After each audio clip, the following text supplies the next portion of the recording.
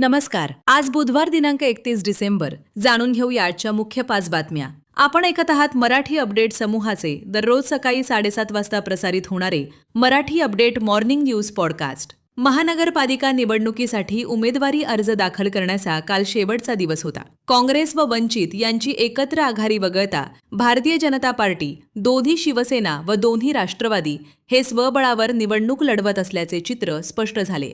एकत्र आघाडी करत काँग्रेसने 58 तर वंचितने 21 जागेवर उमेदवार उभे केलेत. मित्र पक्ष रिपाई आठवले गट यांना 2 जागा देत भारतीय जनता पक्षाने 66 जागेवर उमेदवार उभे केलेत. तर शिवसेना उबाठा 40, राष्ट्रवादी काँग्रेस शरदचंद्र पवार पक्ष 20 तर राष्ट्रवादी अजित पवार पक्ष 63. शिवसेना शिंदे गट जवळपास 75 जागा, MIM 39 जागा लढवत असल्याचे चित्र आहे. महानगरपालिका निवडणुकीच्या अनुषंगाने 6 ठिकाणी SST पथके नेमण्यात आली असून 20 प्रभागात 60 पथके गस्त घालणार आहेत. तसेच 290 जणांवर प्रतिबंधात्मक कारवाई करण्यात असून 500 जणांच्या हद्दपारीचे प्रस्तावही तयार आहेत, अशी माहिती पोलीस अधीक्षक अविनाश कुमार यांनी दिली आहे. काल आयोजित पत्रकार परिषदेत ते बोलत होते. महानगरपालिका निवडणुकीसाठी उमेदवारी अर्ज दाखल करण्याच्या कालच्या शेवटच्या दिवशी तब्बल 901 उमेदवारी अर्ज दाखल झाले असून एकूण 1203 उमेदवारांना आपले अर्ज दाखल केलेत.